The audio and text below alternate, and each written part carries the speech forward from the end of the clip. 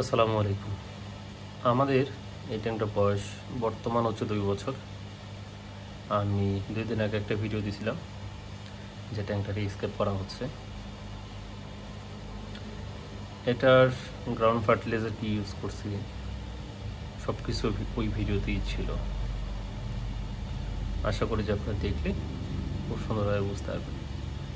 যদিও এই প্লান্টসগুলো অন্য ট্যাঙ্কের, বাট দেখে মনে হচ্ছে যে এখানে সেট খেয়ে গেছে। তো এটা যেটা এই টাইপের যে পানিটা, সেটা আমার সেই পুরনো টিউবওয়েলের পানি। এই ট্যাঙ্কটা তো ওই টিউবওয়েলের পানি দিয়ে স্টার্ট করছিলাম, যেটা রেজাল্ট আমি খুবই ভালো পাইছিলাম। যদিও তখন আমি খুব একটা হাইটেক মিডটেক বুঝতাম না, লোটেক বুঝতাম না। তো তখন আসলে আমি যা যা প্লান্টস গ্রো করাইছি খুব ভালো লাগছে। সেই সময় আমার কাছে সানসেট ছিল, মেটা ছিল। তখন আমি টেম্পারেচারও বুঝতাম না যে টেম্পারেচার কীভাবে ঠান্ডা রাখে বা এরকম কিছু। তা আলহামদুলিল্লাহ সেই প্লান্টসগুলো হইছে, মরছে। তো এখন ট্যাঙ্কটা দেখলে বোঝা যাচ্ছে যে এটা আসলে আমার নিজের কাছে একটা আলাদা অনুভূতি কাজ করতেছে যে আমার সেই ট্যাঙ্ক, সেই সব কিছু মানে যেন আগের। এবং কি এখানকার যে পাম্প ছিল, সবর যে পাওয়ার ফিল্টারটা ছিল, সেটাও আমার সেই 2 বছর পুরনো। এটা আসলে নিজের কাছে খুব ভালো লাগে। যদিও ট্যাঙ্কটার বেশ কিছু জায়গায় মাঝখানে কিছু সমস্যা হয়েছিল, যেমন এই জায়গায় লিক হয়ে গেছিল, এই পাশের গামটা ছুটে গেছে, এইখানে ভিতর দিয়ে গাম দেওয়া আছে, পিছন দিকটা ছুটে গেছিলো।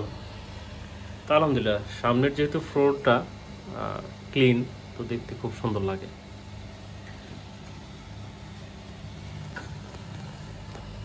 এটা আসলে কালারগুলো দেখতেই পারতেছেন যে কি পরিমাণ ও ফোটায় তুলছে। এটা রেনিকা মিনিচা, আর বাকি সব প্লান্টসগুলো এগুলো আমি 3 দিন আগেই দিই। কালকে রাতে দিয়েছিলাম আমার ট্যাঙ্কে সানসেটটা, তারপর হচ্ছে জাভা ফান্ড ছিল, আর নাটান্সটা মনে হয় কালকে বা আজকে দিছি, আর একুয়াডার যেটা সেটাও আজকে দিছি। সবগুলো হচ্ছে ইমার্স, একুয়াডারটা ইমার্স, নাটান্সটা ইমার্স, বাকি সবগুলোই সাবমার্স। তো আপনারা আসলে সাবমার্স ইমার্সের প্লান্টসগুলো অনেক বড়ো বড়ো চান। আমি আসলে বুঝি না যে আসলে এত বড় দরকার কি। আমার যদি 1 আঙ্গুলের মতো হয় সেটাই তো হয়ে যায়। আমি তো এখানে সেম ওই সাইজই দিছি। পিছনে হচ্ছে রোডেলা এইচআরে দিছি। এইচআরে দেওয়ার রিজনটা হচ্ছে আমি কখনো এইচআরের কালারটা নিয়ে খুব একটা মাথা ব্যথা করিনি।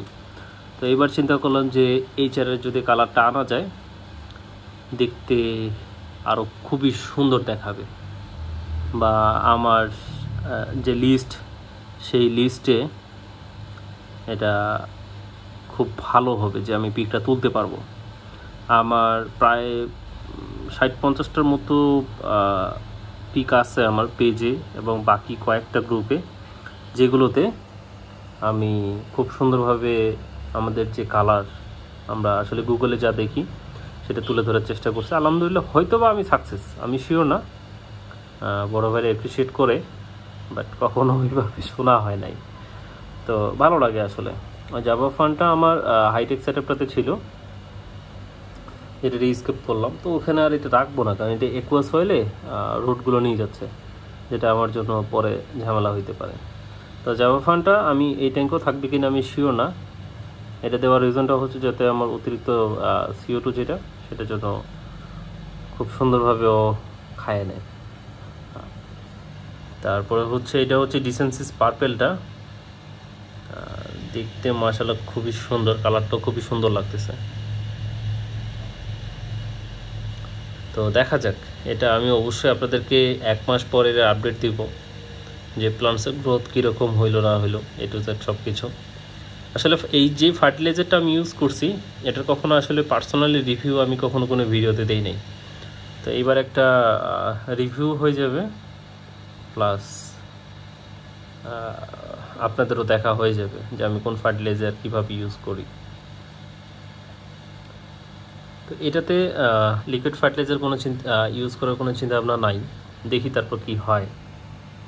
এটা হচ্ছে বেকুবা SGটা, এটা আমার অন্য ট্যাঙ্কের। এটা আসলে এখন কালার দেখে কিছু হবে না, এটা যখন দীর্ঘদিন থাকবে 15-20 দিন, তারপরে বোঝা যাবে।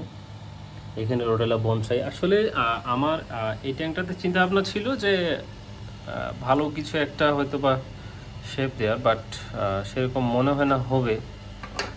তারপর চেষ্টা করতেছি, দেখা যাক কি হয়।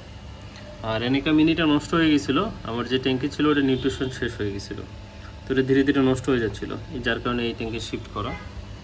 তো আমি চিন্তা করছি এই সামনের অংশটা রেপেন্টস দিয়ে ফিল আপ করার। আপনারা আসলে যদি অন্য কিছু সাজেস্ট করেন বলতে পারেন।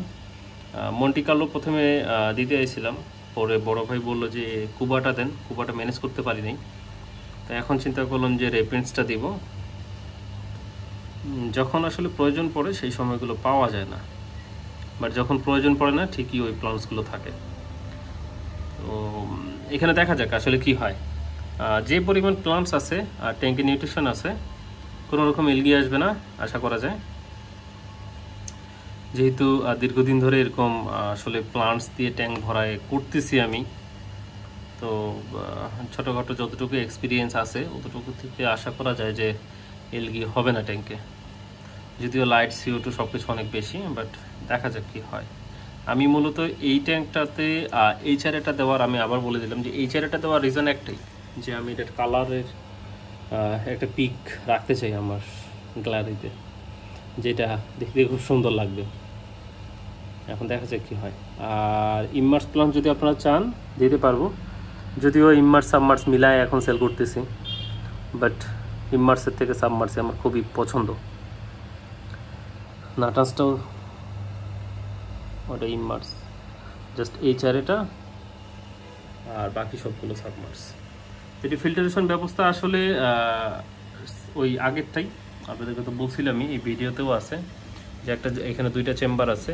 এখানে আমার পানি আসে, এখান থেকে পানি কটনে ক্লিন হয়, এখানে একটা পাম্প আছে, যে পাম্পটা থেকে ওই আরেকটা চেম্বারে যায়। ওখানে আমার সিরামিক রিং, বার এবং ডিফিউজার দেওয়া আছে, যার কারণে এই ট্যাঙ্কটা নিট অ্যান্ড ক্লিন দেখা যায়।